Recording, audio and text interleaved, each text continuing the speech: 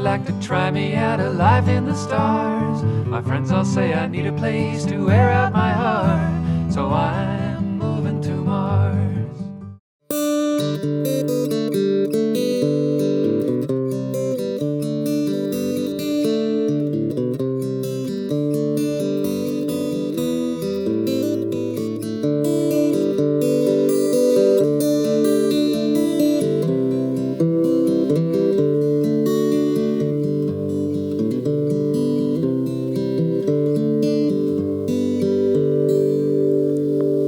Welcome to Artist Connection. I'm Kevin Fagan. Today we're talking about songwriting, specifically what happens once you've earned your chops as a musician and you want to try to produce something instead of just doing covers. The big question is, are you a lyrics person or are you a melody person? Do you do one and then graft the other one on top of it? Or do you produce these songs just as a whole? We're going to talk to 3 musicians today to find out how they approach this very personal craft, and then we'll come back later and find out what we've learned. Mikel Paul is a singer-songwriter based in Grass Valley, California, and he leads the Mikel Paul Jazz Trio. His current CD, It's Raining in New York, hit number 25 on the smooth jazz charts in the U.S. He plays in clubs and lounges in Napa and throughout the greater Sacramento area. Thanks for coming, Mikel. It's a pleasure to be here. So, words and music in songwriting, what comes first for you? Usually the feeling, but a lot of times it's a chord and a thought, which is more a feeling. Just starts out as a... Yeah. Do you ever get whole phrases that just spring into your head at once? Mm-hmm. Yeah. Yeah. It's very conversational to me. Intuitive. It just sounds like a conversation. Yeah, now it's interesting. You, as a jazz musician, you of course know scales. You know the art really well. How did you learn how to put words together with it? Because not everyone does both of these things. Just always loved songs. Yeah. Just it was, the chill factor. Just you hear a great tune, great melody, great lyric, something said in a way that you've never heard it before, and you just go ooh. Yeah, it's and kind of just and it makes you want to go ooh. Once you're done with the song, you want to go ooh again. And then you want to write another one. Yeah.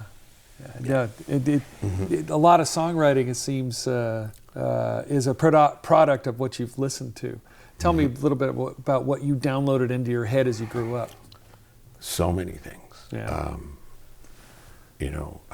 First symphony I went to, I was about 8 years old, and I remember the cellos and the contrabasses going into some middle section or something. Yeah. At 8, I didn't know what it was, but I started crying.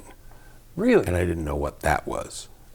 There's a physical resonation with certain tones, isn't there? Yeah. I think for a lot of people, and at different times too, you feel different. I mean, sometimes you want to just, get tight, and then other times you just feel very relaxed. And so it's just, it's sort of like the seasons they give. Interesting. How old were you when you started writing songs? Oh, the first song I actually wrote, I think I was 14. Yeah? Yeah. Well, what kind of song was it?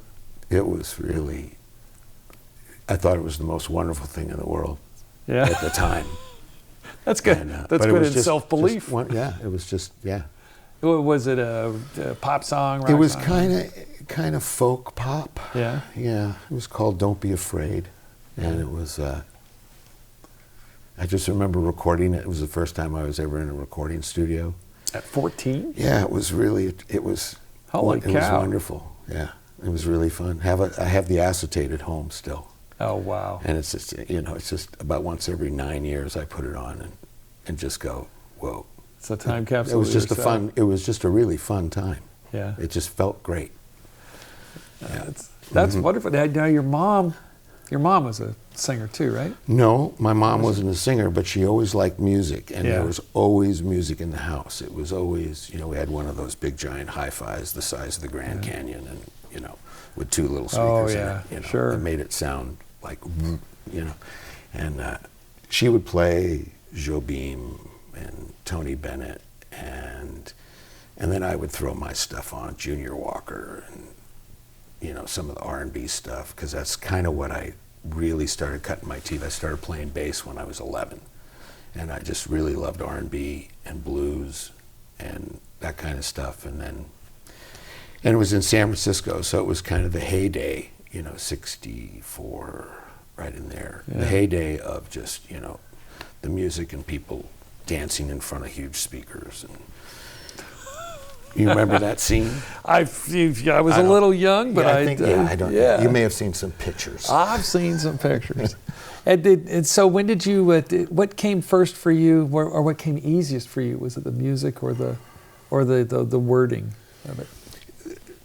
The first thing, well, it kind of all came at different times. I mean, I would hear just introductions to songs. I remember just hearing the introduction to I Left My Heart in San Francisco, or I can't think of anything off the top of my head right now. But that's a beautiful one, because it gives us there's a immediate mood. Feeling. Yeah, it's like, sometimes it's almost as simple sometimes to feel good, to go into my studio and just sit down and play some chords. Yeah. And, I could just have gotten off the phone with someone who's just not in the space where I'm at that time. Yeah. And I'll just want to feel a little better, and I'll go in and I'll play a chord that just makes me go, yeah. And then that starts something, and then I'll think about a train station, and that's random. I'm just thinking as I'm doing it now. Well, that's kind of how when you put lyrics to a melody, mm-hmm. or even melody with lyrics, there's something. Is it true that there is something just natural about mating ideas and words with a certain kind of melody? Like you listen to Here Comes the Sun. I can't imagine a different feeling coming out of that melody. No. Or even Stay With Me by Sam Smith, this current hit. It's just got a feeling that seems like the words always belong to that melody. Yeah. There again, that's sort of that's the place, and I guess speaking as a writer, that's the place the writer knows, but not up here.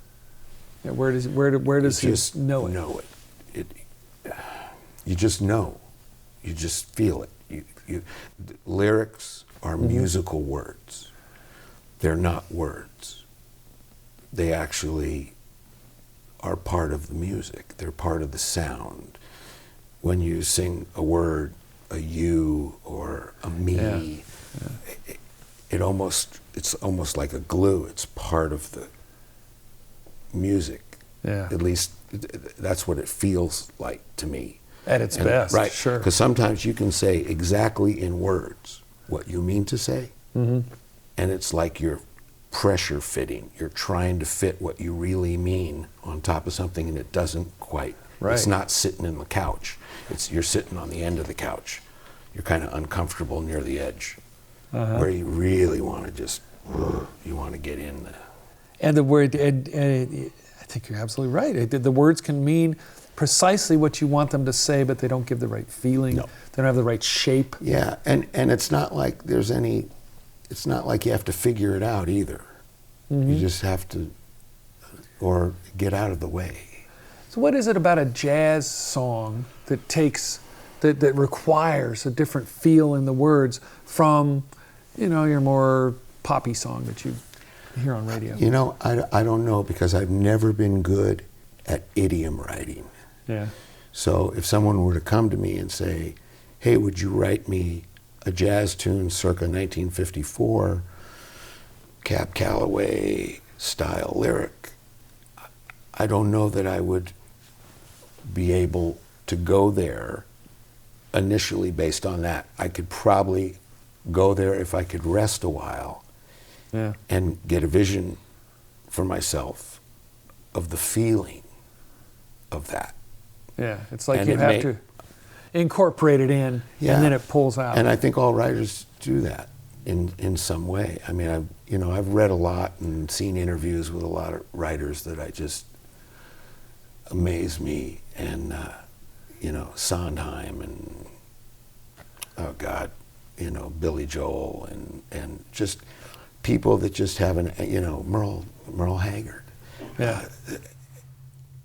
They're all all writers have that something unique in them that they have tapped.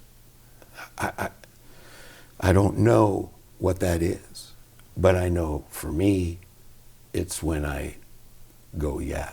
Mm-hmm. Mm-hmm. And I imagine they do the same thing, but in their own way. Well, it seems there are two different kinds of writers. There's an intuitive writer who the song has to come out, and that seems like it's got the most pleasing, at least when we're sitting here thinking about it, the most pleasing shape to it and the feel to it. Mm-hmm. Then you have your bro building kind of guys. Yeah. That okay, we're going to do 4 chords, right, this structure, and now put some words on it. Mm-hmm. Can you still? Do you think that can still come out with an emotionally honest song when you're fabricating it with hammer and 2x4s, so to speak, like that? Sure. Nowadays, I mean, look at our world. Yeah. It's morphing, evolving in front of our eyes. Songs now it's not unique anymore for songs to be written by anywhere from 7 to 14 people in different cities around the world, different rural areas around the world, and they don't shake hands. They don't know if this guy likes a little extra sugar, but they can communicate musically, and they come to these songs, and so yeah. And they're amazing craftspeople, sure, too, men and women. And I totally admire, you know, when you go back to those guys that used to crank out the stuff and just come up with all the great stuff, like for the Righteous Brothers. And I mean, just if you go back to that era, when all those songs, you know, I mean, Tom Bell and Linda Creed, when they wrote all those songs for the Stylistics. I mean, I used to just they had like, I don't know, 5 #1 singles in like a 2-year period, 9 songs off the one record went gold, platinum, and you listen to these songs and you go, oh my, how did they? Even still, though, you can get great songwriters that you still got to shop the thing around the country to have a dozen songwriters to fine tune this one passage, to add the bridge, that kind of thing. It's a bit of a mystery in a way. Right. There was a funny little story. I haven't thought of this in a long time, but I knew a couple people that used to back up Stephen Bishop when Bishop came out. Yeah. And I don't remember who the gentleman was. I think it was Lou Adler, but I don't know. But the story goes, they recorded Stephen's first record. He was a wonderful writer, a young guy from San Diego, just in a little nice eccentric, just a beautiful, and great writing. I mean, he's written, stop me now. Sure, no, I get it. Yeah, he's great. They were trying to figure out what was going to be the first single on his album. Yeah. And it went months, and nobody could figure out what it was going to be. Thought maybe Little Italy, maybe they. And I think it was Lou Adler's little daughter was just running around the house one day, just singing, on and on, on and on, on and on. And one day Lou noticed that, and he just went, "That's the single." Because it has to stick in your ear. It just, even a little kid. And see. So if you talk about, you know, you go to the Brill Building or something, you think about 1,700 people in the building cranking out stuff and trying to figure out how to market it, and it comes down to Lou Adler going, "What did you just say?"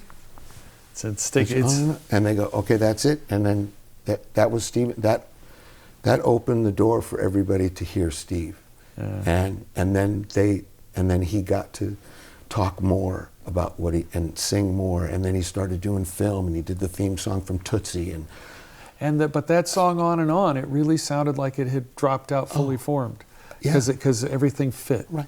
It's one of those. See, that's art. Alchemy. Everything's art. The writing of the song, where is it going to go? Who's going to listen to it? I mean, it's all art. Yeah. Everything is art. Well, speaking of art, tell us about this song you're going to do for us. Well, it's a song I wrote about things that I like. And I remember when I was writing, I was just writing about things that I like. Yeah. And then all of a sudden, one feeling came of something I love, you know, which is sort of like up a notch from what you like in theory. Love, yeah. And so it's a song called "The Way a Woman's Body Goes," and it was just I just had a blast writing it. It was like, Did the song sweep through you, or did you have to tinker away at it for a while? well, you had to play with it. Yeah. Because like I said, the words to me always have to feel musical. Yeah. But they also have to, at least for me, they have to be honest about me. What I don't want to pick something out there that I kind of like. I've never been to Cincinnati, so I don't want to write a song about what the moon looks like. That's right. From Cincinnati. You won't feel it if So you're I singing really, it and it's not true. Yeah, I can't write that song yet until I go there. That's absolutely wonderful. Yeah. Good. Well, looking forward to it. Thanks for being here. This is wonderful.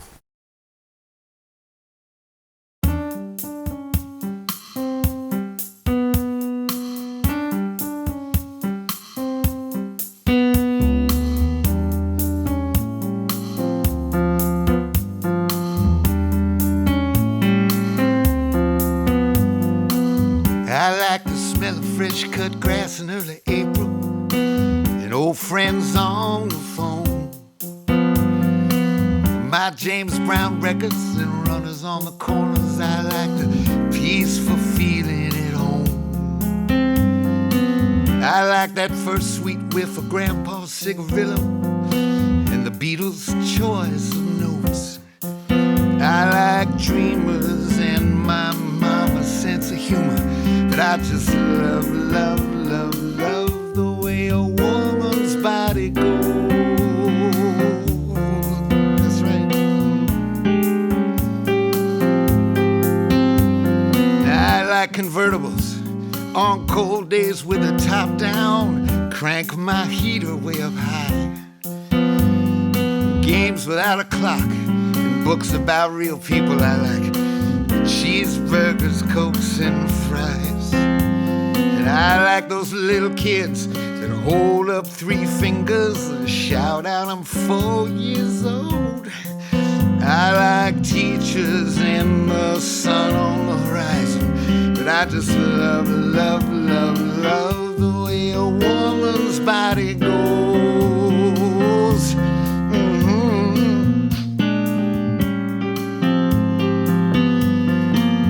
More curves than a universe of circles, more turns than the Indy 500. And who's that fool who thought up those 7 wonders? Well, he don't know. He just don't know. No.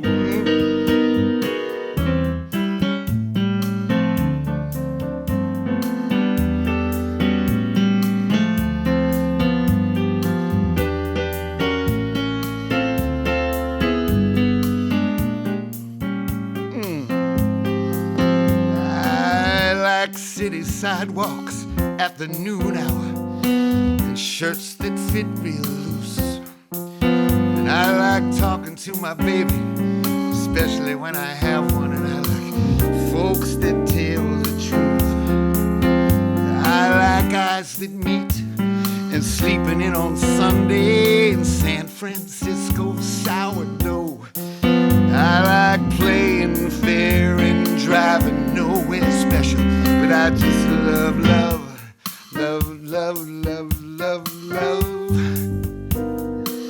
the way a woman's body goes. The way a woman's body goes from the head to the toe. The way a woman's body goes. Let's go down south. Down there.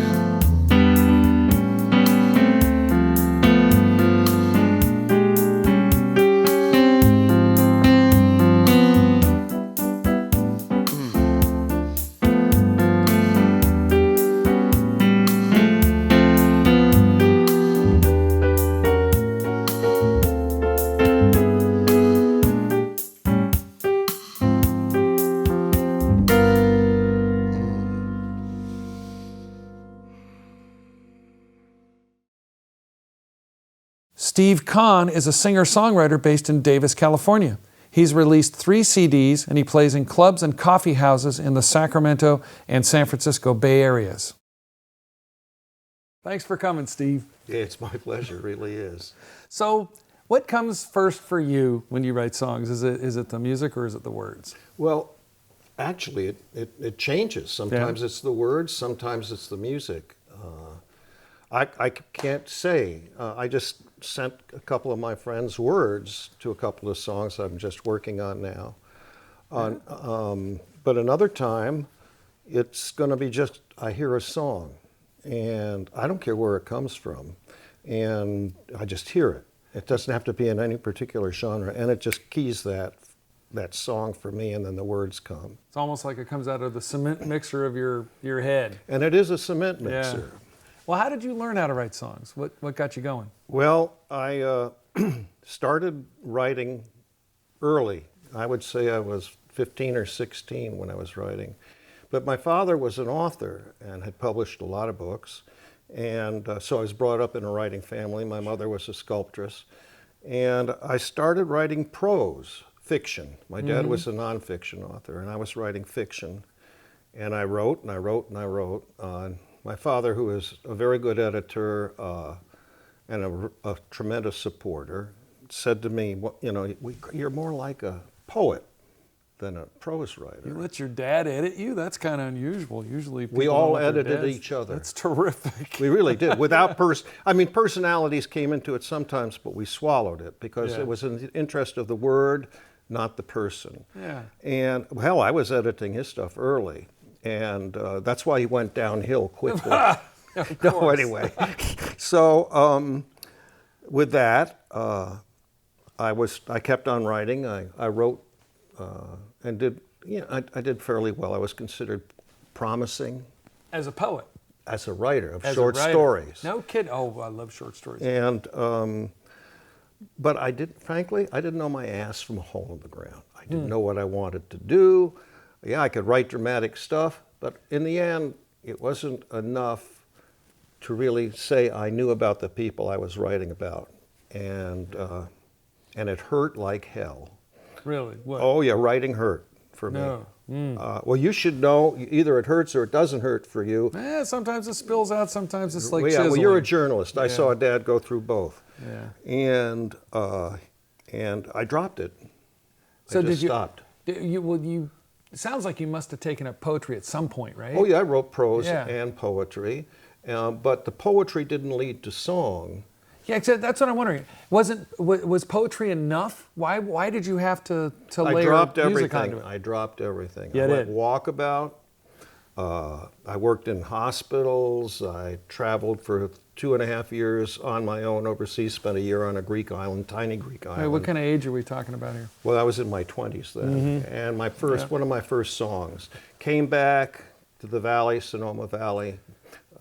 Started hanging out with Kate Wolf. And by the way, I was always playing guitar during this time. You were, yeah, but not writing songs. But nothing. I wouldn't presume. So it's like you learned the music first, and then you had to bring the words in from a parallel track. Is that it? What was going on? Well, I guess so. The parallel track happened to be people. Yeah. In other words, I wrote some songs.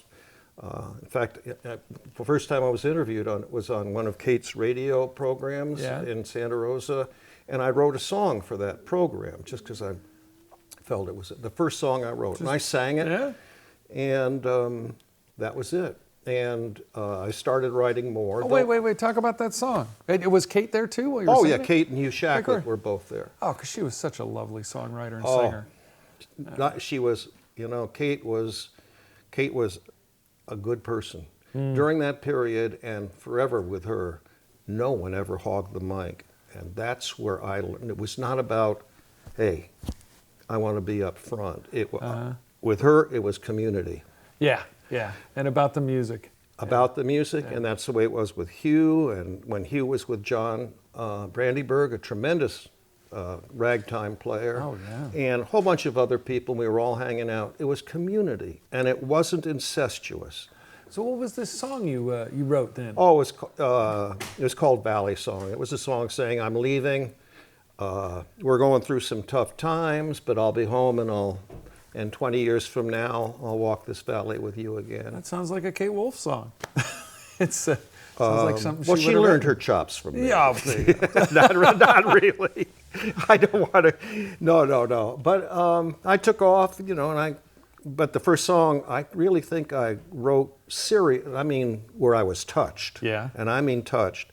I met a rancher in north of Choteau on a wheat farm, way out nowhere. Gravel roads, missile silos, no signposts. You drive out there and you don't know where you're going, you get lost. Yeah. Lots of Well, nothing. I hunted pheasant with his son on that ranch, and when I came back, and this is a double wide trailer in a little ravine with yellow farm equipment all beat up and a lab that's limping, but they're not going to take him to the vet in Choteau. That's perfect for writing songs. And when I pull in to hunt, there's a guy Yeah. in the picture window in red underwear, one of these guys who's seen better days and the community is taking care of himself. And his son comes out and we hunt. I talk to him. Oh, by the way, the 49ers game is playing on a big TV. Yeah. And so I come back, it's dusk now, and this guy's maybe 6'3", big man. And I just look him in the eye at the end. I say, thank you for letting me hunt your land. It was a privilege. And by the way, if your son ever wants a job in California with state parks, which was my day job, Yeah. please let me know because I can get him down here, and I'm sure I can get. He's such a good guy. So I'll never forget the gesture. We're standing on the porch on a double wide, and he puts his hand up and he hooks it into the gutter. Really? Yeah. I swear, Okay. and leans into it. And he says to me, well, and then it started. He said, I've been going through some rough times. And he tells me a story. His wife left, and he'd been drinking too much, but now he's in therapy. Oh, that's like a modern country song. Country song with a modern no, twist. I never write this. I don't want to write about the gentle cowboy picking the doggie from the snow. Oh, yeah. Okay, so he tells me the story, and let me tell you, it went here fast. Really? Oh, yeah. It did. And so. It was electric, and I, several months later, wrote a song called "The Wheat Blows Wild." So you let the thing percolate a little bit. I didn't know what, I just came. And Did it all pop out at once, or did you chip no, it a verse at a time? well, it took a couple of weeks, but that's Yeah. it. And the idea was there like that. So that was and so it's been. I meet a vet underneath the freeway off ramp at 9th Street. Yeah. I don't want to go on the whole story, but I write him a song. You wrote him a song right there. On the way. Actually, I couldn't write him a song right there. I got out of my car. This is on Berry Street, a very narrow one-way street, or alley leading off of Berry Street. I know where to park my car near AT&T. Wait, which town is this? San Francisco. Okay. Yeah. And when it's dusk, I'm going to go for a walkabout. I get out of my car, and this guy in a tent, because there are tents underneath the overcrossing, I know it well. says, I'll watch your car for you, don't worry. And I go back and I say, thanks a lot. And he opens his thing and looks up at me, and I say, I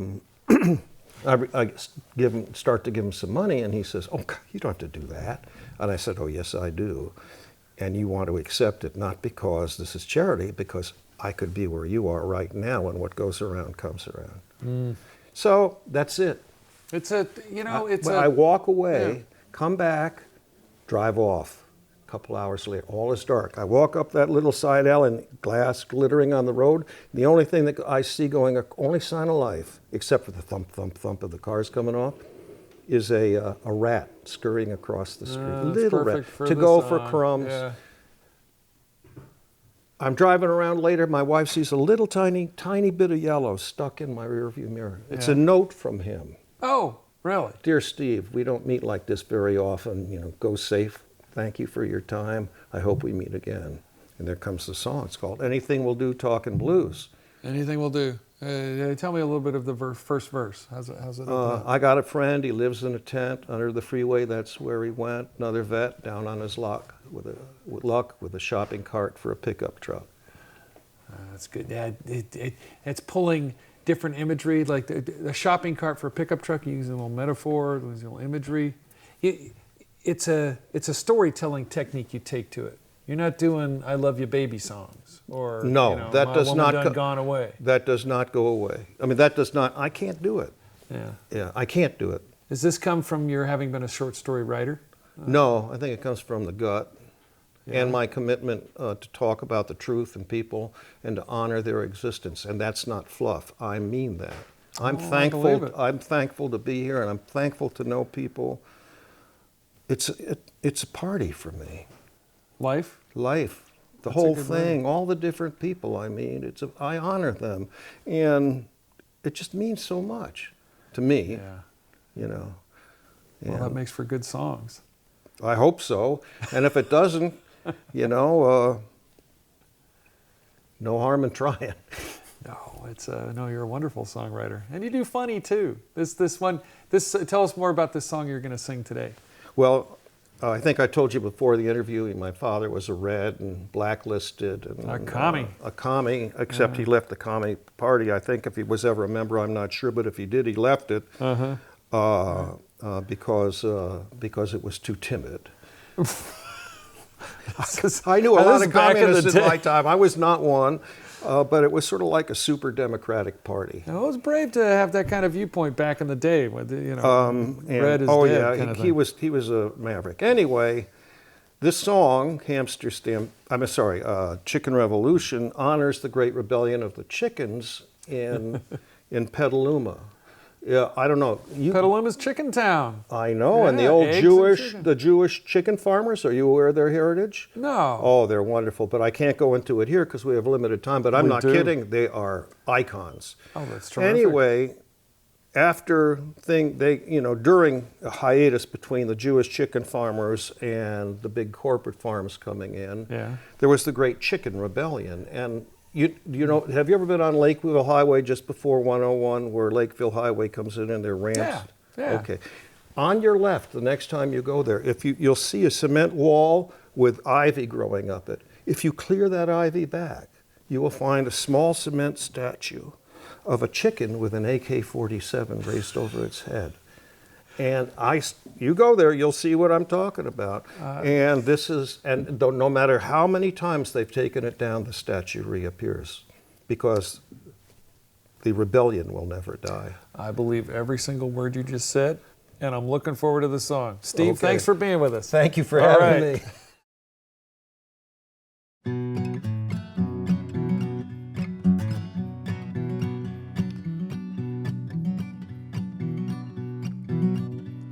In the town of Petaluma in 1953, a fearless band of chickens came to set their comrades free. They trained up in the mountains, in the valleys and the glens, this fearless band of chickens, the roosters and the hens.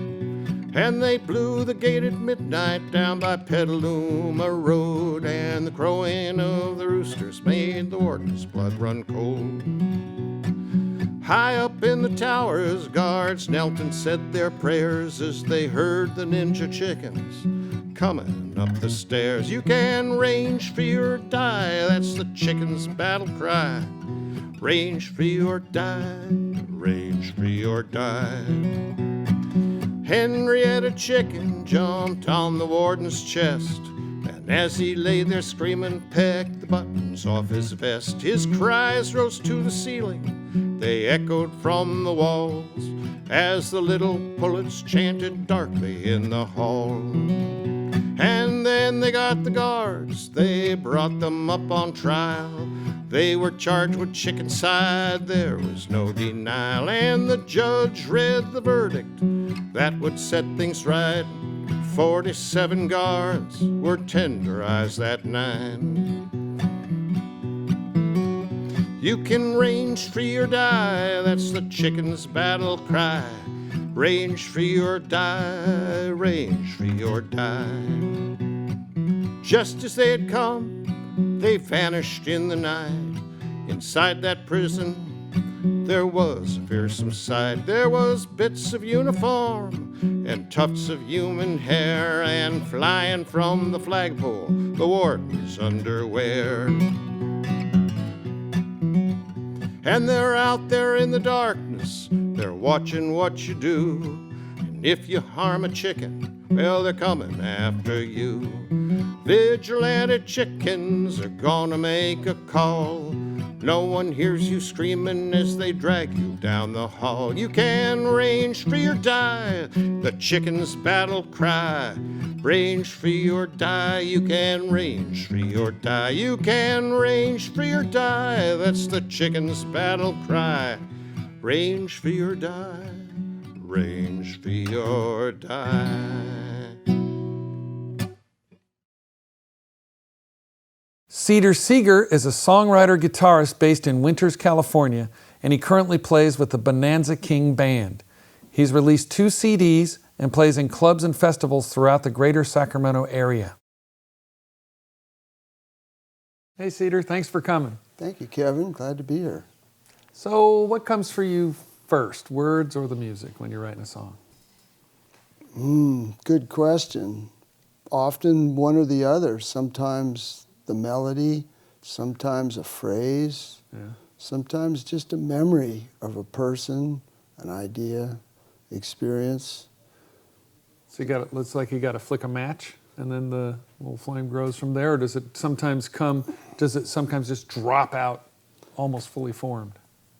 Sometimes fully formed, born, few tweaks, that's rare. Sometimes it's a melody that I just hum as I walk or work or travel about. Sometimes it's a few phrases. Sometimes it goes in the drawer or on the pile. A year later, aha. Why do you think it takes so long sometimes for a melody to finally reach where it needed to go? How come it doesn't happen just right away? My experience has been that if my intention is really clear, I can access information more readily. Yeah. So if I'm really clear about what it is I want to feel or say, the information flows quicker. And if I'm bottled up or I'm holding energy or thinking about other things, I've learned to just let it be till I can be receptive. And sometimes songs just aren't going to go anywhere, too. There's some that just weren't meant to travel through me. Now, do you think you're more a word man or a music man? Well, I don't know. I've been playing guitar for a really long time, so progressions and arranging comes really natural to me at this point of my life. And words are fun. Words are fun to play with. Well, you play in all different styles too, don't you? Do anywhere from jazz to country to rock. Which is there one style that suits you more closely? As a songwriter, no, I don't really feel like I have a tremendous amount of control. Once a song starts flowing through me, it can change. I just let it be. Sometimes I just have no control whatsoever. Sometimes if I go mental and start tweaking it, I just feel like I'm just squashing it or choking it. You can overthink it, huh? Oh boy, that's easy I think that's a common thing.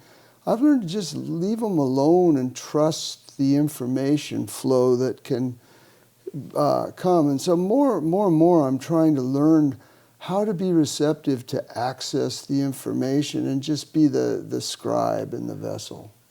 Is there a certain emotion that goes with a certain style? Like if you're really sad, you go to jazz. If you're pissed off, you go to rock? Oh, I haven't thought about that. It just sort of falls into a natural genre platform in time. Yeah, because you can do really chunky, loud stuff if it's happy too. As long as as well as being mad. And sometimes the melody will dictate what genre it's singing at. How many times do you have to actually go in with hammer and tongs and crescent wrench to slice a song rather than let it be its natural shape? I don't go that far. If it doesn't get there, I just shelve it and let it be and come back to it. But I do have this funny quirky process where it starts with pencil on paper, and then if I'm pretty good through that, it'll get to the computer and I'll type it. And then the whiteout process begins. Really? The little jug of whiteout. And those are the little nuances of language that become more apparent as I sing it, and sing it for selected people, and just get some feedback and really focus on, what am I saying here? What is the real meaning that a person would hear in this exchange of word? And it makes a difference for what the feedback you're getting, isn't it? Yeah, and then the timing and syntax, and does it. So this little whiteout thing goes on. I run in, and sometimes I'll wake up in the middle of the night, doing. There's the word. Whiteout. My wife goes, "What are you doing?" Don't worry. Let's get a drink of water. Do you read anything in particular to bone yourself up for being able to put words together? Do you listen to anything? No, but I have to say, as a kid, I grew up as a printer. My father was a self-employed printer. Yeah. So I learned to set type. And you had to spell correctly, because if you misspelled, you had to reprint the job. But as a punishment, this was cruel. I have to go to. I was tasked with reading sections of the dictionary, and I would be quizzed. Oh, you got to be kidding. So that was like a couple of pages in a dictionary? Yeah, to be quizzed on the cue words? from here to there, and then the spelling and the meaning. So that's actually great for being a songwriter. Why not? It was punishment when I was a youth, but it served me well as a printer and as a songwriter. So you're doing hot type, right? Each letter like that? With lead, yeah. Oh, while listening to that's old XERB and the Soul Station. Uh-huh. Oh, my gosh. Now, you said, we were talking earlier about recording snatches of melody on your phone, right? This is new, the cell phone. Now I can capture, if I get the basic arrangement or a chord structure, I can just hit that little memo and capture it. Yeah, it's great. How much do you have to get down for it to actually pull into a song? Not much. I mean, just enough so the initial idea can go away. Sometimes the little nuance, I believe that the first thing I hear is often the true message, and then it gets clouded with other kinds of information. It's kind of like writing, yeah. I like to remember that very first thing. That's quite often the first take. Uh-huh. And it's the most emotional. But there's some circuitry in the brain that aligns things when they're going to come out. It's very bizarre. Ego brain wants to tweak. Uh-huh. Yeah. Tell us about this last song you just wrote. How did you go about it? How did that one come about? Gosh, it came about from a chord sequence that struck my fancy. Yeah. And the lyric just fell into place. A story of I'm getting ready to retire from my family business career that's basically bought me some nice guitars. Congratulations. And I got my kids through college and all those good things that we musicians sometimes do to make the compromise. So I look back on my life as a parent and as a father and now grandfather. And so this song was about that, just reflecting of a lifetime of basically gratitude. What's the song called? This is the time of your life, and we're having the time of our life. And it doesn't matter how much dough you have, you get to make it the time of your life, whether you're having a peanut butter sandwich on a park bench with your girlfriend, or you're on a cruise, or in Hawaii, or what. It's all up to us to make the best of our time. So what was the moment that this thing sprang into your head? Do you remember how that got birthed? Well, it was from gratitude. Yeah. Or you're sitting in a chair. Tell me the moment when you thought of it first. Don't recall the exact moment it just boink. It sounds like this is something that's been percolating in your head for a while, right? You must have been thinking about this. Well, retiring, the kids leaving. I'm always grateful. I survived I mean, Yeah. if I get killed tomorrow, it's all been good. Every day's gravy for me. It's been that way for a long time. I was a logger, a timber faller for many years, and the day I walked out of the woods from that, I said, I got it made. Oh yeah. And every day is gravy, and when Yeah. if I start getting down and, you know, depressed or whatever, I think about that. I think, what are you talking about, brother? You got it made. You Yeah, got that's it. a tough job. So to me, gratitude drives a lot of my inspiration for that song. It's lovely. Yeah, do you ever write songs about something that you're just intellectually contemplating, or does it all have to come from the heart? No, I can speak to. There's a song on Back Up the Canyon, the CD I did last year. Just talking about the digital world. The world is flat, and we all just looking at people walking on the street, bouncing off of poles, looking at their cell phones. Yeah. Any topic that strikes my funny bone or sense. Any keys that particularly strike you? I often write in E or G. What? Every key's fair game because of the song. The Yeah. melody's going to tell me. I'm not real big on E flat, but I can't say I won't or haven't. You know, I just heard a song in E flat. It can work. It's a whole different vibe. But for blues, how much would you do in a blues template? I felt for most of my life that to really write good blues, I need to live blues. Mm-hmm. And That's what I was thinking. It's something like I'm that. not, you know, and so to me, especially, you know, the genre of the blues is a specific expression of economics and social lifestyle that I've been poor, believe me. I know what poverty is, and I've been thrown at and hit and ducked, learned to duck. So for me to write a blues, it has to be a personal blues.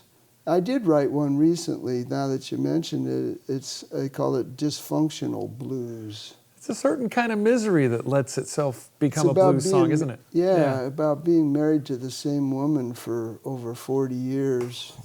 And Was it dysfunctional or did it work? well, it's the dysfunctional blues, and it works. But it made for a song. Oh, it's a song. Well, we got a song coming up from you now. Tell me about the song you're going to do. Well, my topic was to be the day job, and so I keyed up a song that I wrote about that particular syndrome that we musicians compromise so often with, our career as a musician, our career as a breadwinner. Well, it's all good. Yeah, there are all Yeah. kinds of jokes about musicians. This one is about the person who has been on the same job for many, many, many years, can't quit, is just basically making ends meet at that, Yeah. and just trapped.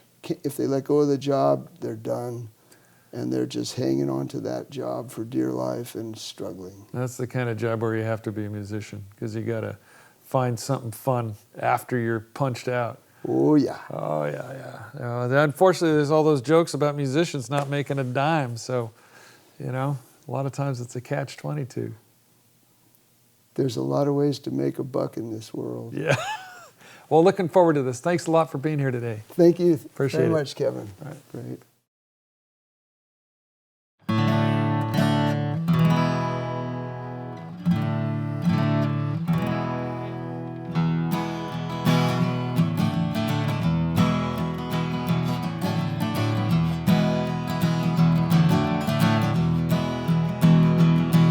The years are rolling by, I'm still on a job. I'm hanging on like a short-chained dog. Somewhere out there, life's passing me by. I got retirement plans, I'll just work till I die. Working 91 hours, hanging on by a thread. 10 guys want my job instead. The boss says I'm lucky just to keep my slot. I got a chip in my brain, again reading my thoughts. 'Cause all we do is pay, pay, pay in the USA. I wanna be free, free, free, free. gotta pay to play. We gotta pay to play. I need a boatload of money to make ends meet. Send my family to McDonald's so we could eat. Any saver we had went to corporate greed. I wonder how it really feels to be free. 'Cause all we do is pay, pay, pay. In the USA, I wanna be free, free, free, free, free. We gotta pay to play. We gotta pay to play.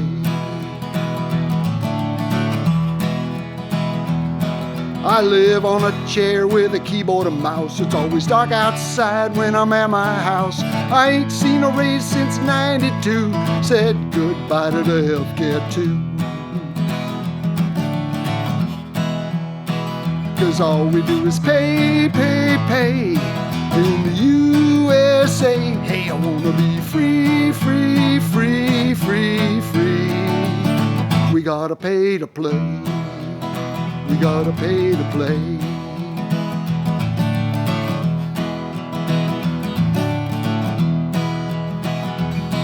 The years are rolling by, I'm still on a job. I'm hanging on like a short-chained dog. Somewhere out there, life's passing me by. I got retirement plans, I'll just work till I die. 'Cause all we do is pay, pay, pay. In the USA, I wanna be free, free, free, free, free. We gotta pay to play. We gotta pay to play. We gotta pay to play.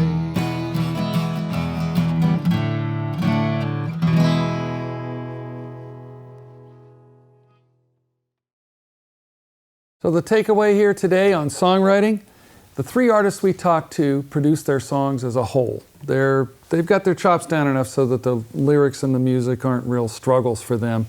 But they do have some differences. With Mikel, he said what you like is important, but what you love is where it's at. And what that reflects is that the songwriting of these three people comes from their hearts. They're not in the Brill building, crafting things together like 2x4s. They're letting it flow from themselves. With Cedar, the music comes naturally, but the words are fun for him, which, I don't think every songwriter is going to have that experience. It's kind of cool. With Steve, he didn't learn how to write songs until he went out and started meeting people, started traveling around. He's a storyteller. Which is a really different thing than just letting it bubble up from your heart in your own personal experience, but it's just as valid. The bottom line about songwriting is, at its best, it comes from your heart, comes from your soul. And when you can put those lyrics and those melodies together and create a wholly formed thing, it's a beautiful thing. This is Kevin Fagan, and I'll see you next time at Artist Connection.